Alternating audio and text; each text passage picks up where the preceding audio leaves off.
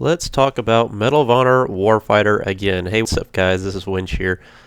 Yes, I am still playing this game. First of all, let's quickly talk about classes. I'm playing the Heavy Assault class. It's important in this game that you find a gun that you're good with. Now, the gun I've found, I think that works for me. There's a few of them, but I like this one quite a bit, and I suggest this one for you if you really haven't played this game much. It's the M4, and it's the Daniel's Defense variant. They have several variants of the same weapon in every class. Depending on the nation that you play. The Daniel's Defense is a US version, but a lot of people what I've seen before in previous videos, people really emphasize agility, as you see in the stats here, over range. I kind of disagree with that. I found out, and that's the strategy I adopted, I took their advice, and I found out that it didn't work for me. What I've found is if I basically have more range with my weapon, I tend to do better in this game. Also, suppressor is very vital to your survivability. And receiver, I try to take a blend in the stock here between agility and range. It's still cumbersome, this whole process. I'm not an expert at all, and I think all of us can agree that this is confusing, which is another thing I want to mention, that they are releasing a patch. Oh my god, I mean, can you believe it? Yes. They're actually releasing a patch in a few days here for console and PC. On the 17th, it's coming out for PC, the 18th for console and Xbox, PS3. And then the 19th for PS3 in the European regions. So this is a gun I'm going to be showing you a range of clips with. I have several good moments to show you. It's actually some pretty good gameplay here, so I encourage you to watch it. If you're still on the fence about this game, because hopefully this footage will actually convince you that this game's fun. I, of all people, feel guilty about the race to opinions that I posted about the review on this game. I'm debating whether or not I actually want to take my review down. I'm really contemplating that because I think I didn't give this game a fair shake. And there is no question that this game was a rushed production, but for some reason I felt compelled to play this game. I was playing Black Ops 2 and I was just getting really frustrated by Black Ops 2. And again, maybe I rushed to conjecture on that too with the review, because it seems like I'm finding a lot of problems with that game the more I play it, in terms of the weapon balancing with SMGs, but mainly it's the matchmaking that drives me nuts in that game. We don't have dedicated servers, so it's person-to-person servers. I can't even get into a game a lot of times. It takes a long time too, and I'm just getting really frustrated by it. So I felt myself, after playing Battlefield 3 so much lately, I posted up a lot of content that I'm like, you know, I just want to try this game again, and it's not like I don't like this game. It's just it needs to have some core things fixed. So, and right here you can see these clips here. I'm not doing too bad, and don't get me wrong. I was raging right in the beginning of this again, as I'm getting the feel for it. And you will rage when you play this game. There's no question, just like you do with Call of Duty. But I found myself having to understand this game more the more I play it. I'm like, you gotta slow down, Winch here. Slow the hell down. Think tactically, even more so than Battlefield 3. I think this takes it to another level past Battlefield 3. Now, that's not a hit on Battlefield 3 at all. It's just understanding what this game is. It's not Battlefield 3. It's not Call of Duty. So it's trying to understand the game and understand how it flows, how the weapons fire, how the enemies play, how the kill streaks work. So it's a combination of all that stuff. Now, with this patch, I want to talk about, they actually are addressing the major concerns I have about this game. As you know, this game is a team-based game. You play in a fire team with another squad mate, and you and him can give each other ammo, you can heal each other, you can't revive each other, which I wish you could, but other than that, it's not like a Rambo type game. I mean, you are very dependent on that other guy, communicating with that guy and working with that guy. Here's a nice clip here as I come up here in this flag.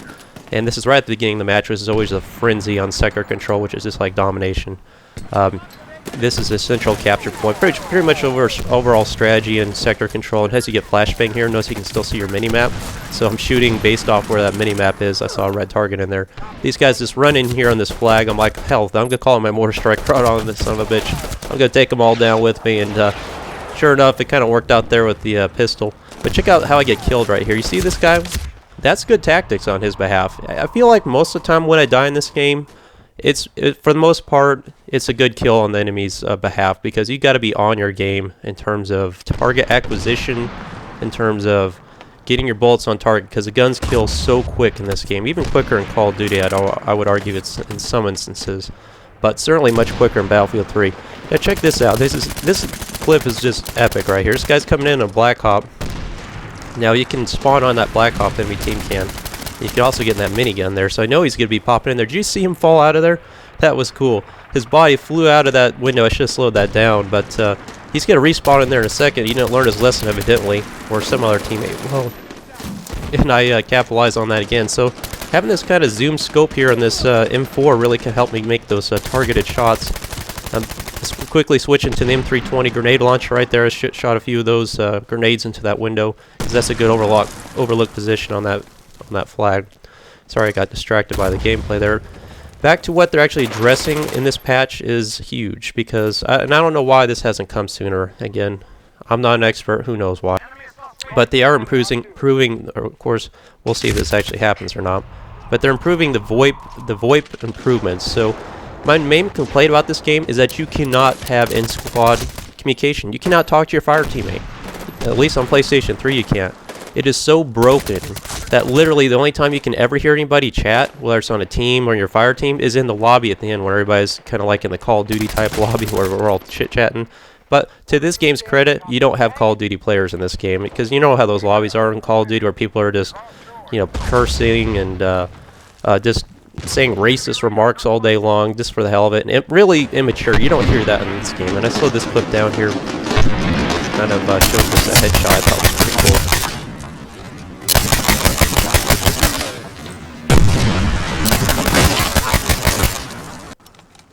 Yeah, I like that. I like that shot right there. It sounded good. Again, the sounds in this game are pretty darn good. But they are fixing the VoIP stuff, and they say they're improving the front-end visual improvements in multiplayer. We'll see how that goes. The graphics aren't terrible in this game. There's actually some effects that are pretty good. I notice every now and then, like water effects and lighting and things like that. They're improving in-game party improvements. That's another big complaint I have, because you can never join with your squad mate into a game. That's always a cumbersome process. They've shortened the post-match timer and updated post-match progression displays. Several fixes in that's regarding PC. They've added server leaderboards, some stuff on battle log. They've added a quick select for classes of weapons. That's huge, because you can never change your weapon in play without it spawning you back in beforehand. Again, that's another huge bug that's just so annoying in this game. Added some ranks. Overall, they're just saying they're improving stability for single player and multiplayer, and numerous fixes addressing known bugs and exploits. So they're kind of vague on what they're actually doing. But as long as they hit home with those main aspects, and those are my main complaints about this game, perhaps you'll select one class, you'll die, and then it'll spawn you in as another class. And you're like, why am I with this gun? I didn't select this gun. So that's a surprise. And again, the main consideration I have is the communication, the lack of thereof. You just can't talk to anybody. It feels like you're playing alone half the time, even if you're playing with somebody's in your friends list. So back to the gameplay on this game. As you can see, it's difficult to explain the gameplay in this game. There is lots of tactics involved, but it's so difficult a lot of times to play this game that you really have to find yourself reinventing yourself, which I've kind of had to do. It's not like Battlefield 3, because the guns kill so much quicker in this game. It's like hardcore all the time with this game. It's so serious in terms of its gun-on-gun gameplay. And like I say, to this game's credit, I feel like for the most part, whenever I die, I can say to myself, even though I'm pissed, I'm like, you know what? I probably should have lost that engagement, because I know I was just a millisecond too slow on pulling up my weapon.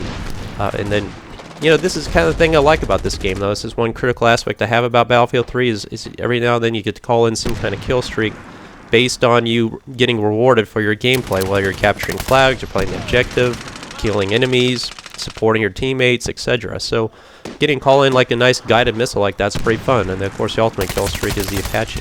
Now right here, look at this. I push up here, drop two guys, flank around the team, pull the classic wind shear move, and then I get kind of flashbanged here or something. And I forget that I have a tomahawk. I'm not used to that ability, kind of the quick knife Call of Duty mindset. And then the epic fail here is that guy realizes what's going on behind him and finishes me off. But what I found out when I played this game is that I was actually having fun. Now, don't get me wrong, there's those high and low moments where you're just at a real low, getting your butt handed to you.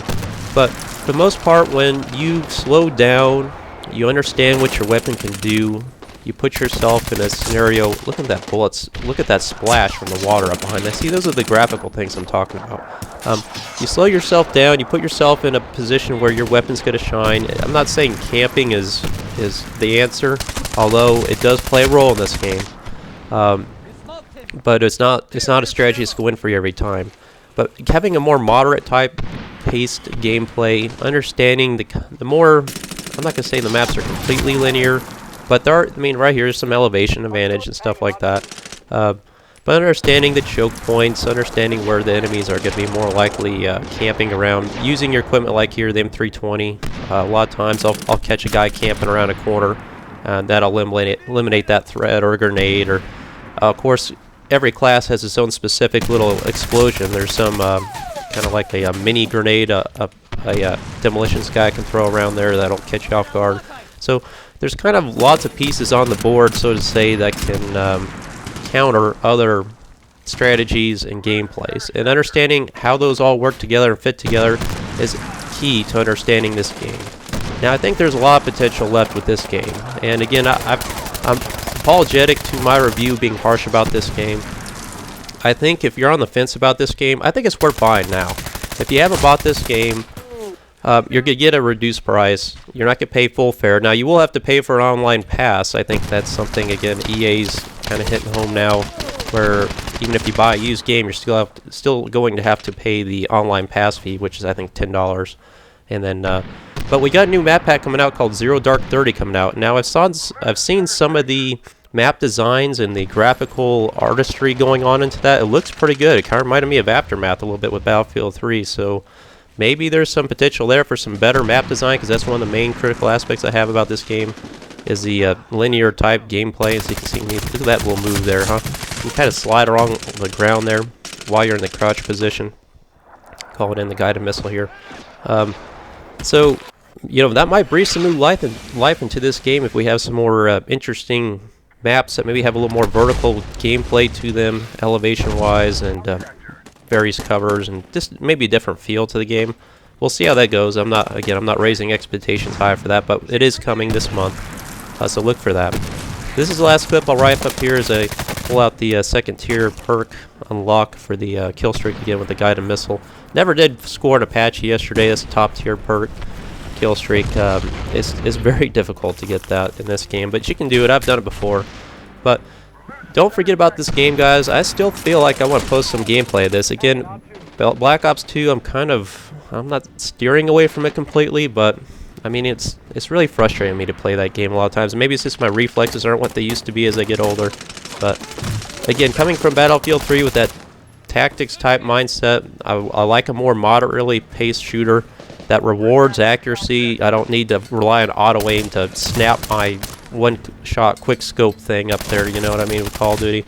I like to rely on tactics, battle sense, understanding weapons, map layout, map design, enemy player strategy. You know, that's what I like. And this game actually kind of rewards gameplay like that. So look for more content with this. I hope you guys will consider this game. Again, be patient with it if you do get it, because you will not be good at first. But give it several hours. You'll understand what it's about. And I hope you like this game, and look for more content to come from me. Thanks for watching, guys. And please like and subscribe to the video if it helps you out.